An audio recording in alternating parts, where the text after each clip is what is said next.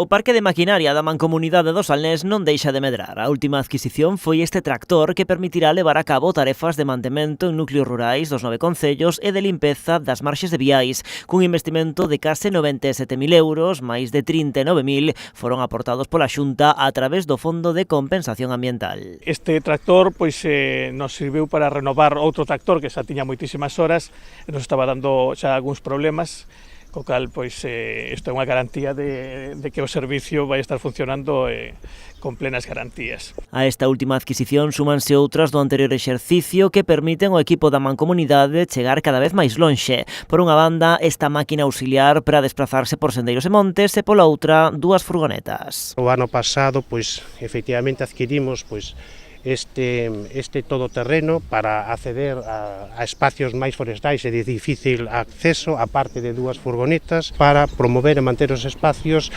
perfectos a punto, non para todos os concellos da comarca. Neste caso, o investimento total acadou os 60.000 euros, dos cales case 39.000 proceden tamén do Fondo de Compensación Ambiental. Nova maquinaria, non, que se suma a que xa existe na propia Mancomunidade, maquinaria que é moi necesaria para que poidan seguir prestando todas as funcións que realizan na Mancomunidade.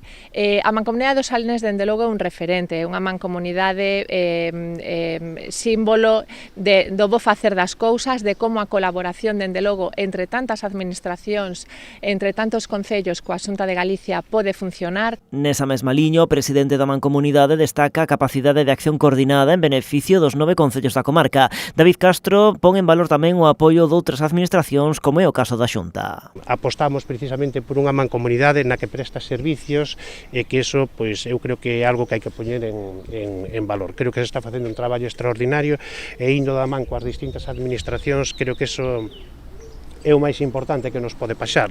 Na Mancomunidade hai outros proxectos que somos conscientes de que vamos a contar e contamos con financiación da Xunta de Galicia. Estamos vendo tamén outras posibilidades para outros proxectos. A directora xeral de Administración Local destacou que a liña de axudas do Fondo de Compensación Ambiental conta cada ano con máis de 11 millóns de euros, partida que se suma a outras da súa área que, segundo apuntou, permitiu impulsar máis de 500 proxectos locais no 90% dos concellos galegos.